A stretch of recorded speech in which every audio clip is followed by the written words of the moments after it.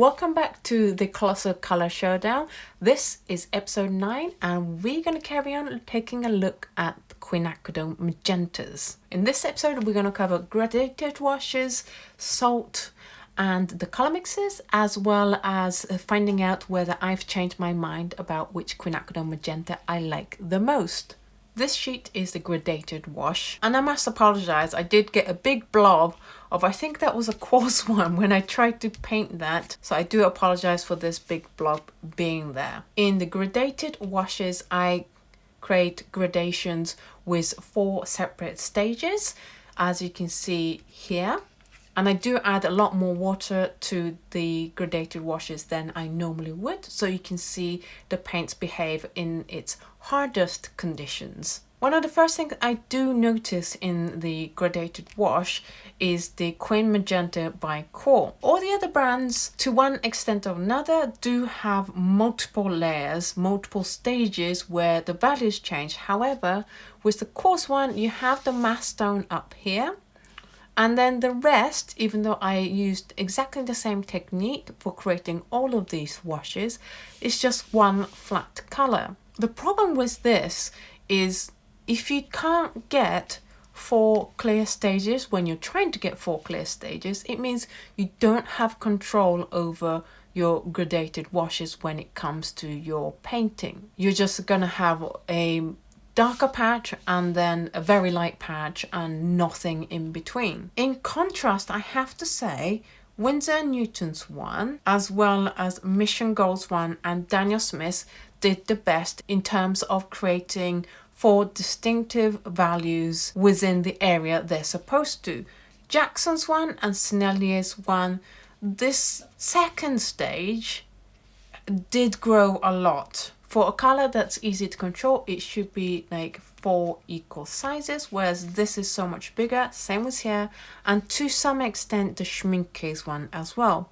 So if you do a lot of gradated washes and you want good control, then I recommend going for brands that have 4 clear stages, such as the Winsor & Newton one, Mission Gold's one and Daniel Smith's one. Cauliflowering is something you do have to watch out for with any Queen colours. However, the one good thing about the coarse one is that it's probably not going to cauliflower on you at all if it doesn't cauliflower on this test sheet. So I think it's a bit of a balancing act between, do you want fine control of the values you're creating in your gradated wash, and just make sure you pay a lot of attention to how much water you're adding to your wash, or do you want one that has less control but won't produce a cauliflowering effect? On to the salt test, and again, as it has been the theme of this series, the colours behaved very differently across the brands. The least reactive of all was the Queen Magenta by Core. So if you do a lot of salt effects in your painting, then basically don't get this because it doesn't react at all. Followed by Permanent Magenta by Mission Gold was low reacting, as well as the 2 Senneliers. The most reactive, I would say, is the Holbein's one and Schmincke's one. So if you do a lot of salt textures, then pick these 2 instead of the other brands. With the color mixes in this episode, for the Queen Magenta, I chose green as the complementary color, and in this case I actually used Hooker's green because I find that is a better mix with Queen Magentas than a phthalo green, as well as the 3 primary colors, yellow, magenta and cyan. One of the things you notice in this color mix sheet is the variance in the resultant colors. Because some colors lean more towards the violet and other colors lean towards the pinky magenta color, you will get a difference in the colors you can create with it. For example, the Sennelier and Jackson's, which you saw was the most violet colors out of the lot.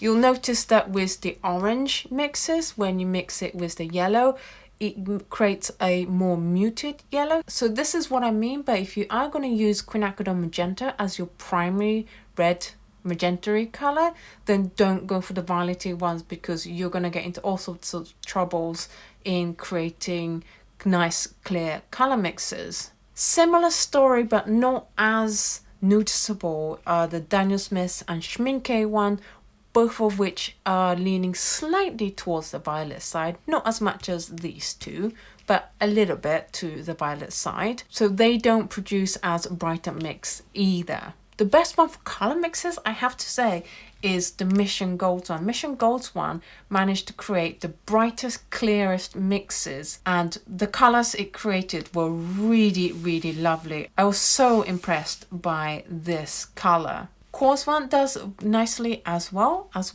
Winsor Newton, and so does Holbein, but Holbein's one seemed to have a little bit lower tinting strengths than these three, and that can be good or bad. If you have a lot of Quins and Thalos on your palette, then this you're going to struggle with, because it should behave like a Quin and be nice and strong and high tinting strength, whereas the Holbein's one is just a lot softer Quin Magenta when it comes to color mixing. However, if you've been wanting to try Quin Magenta on your palette, but you're like, it's a little bit too strong, it's going to fight with all my other colors that I have because I have low tinting strength colors on my palette, then Quin Magenta by Holbein actually might be a better one for you to try, just because it's not going to overwhelm all the other colors as much as these will. So that was Quinacridone Magenta. Which color was your favorite? Do let me know in the comments below, and if you had a favorite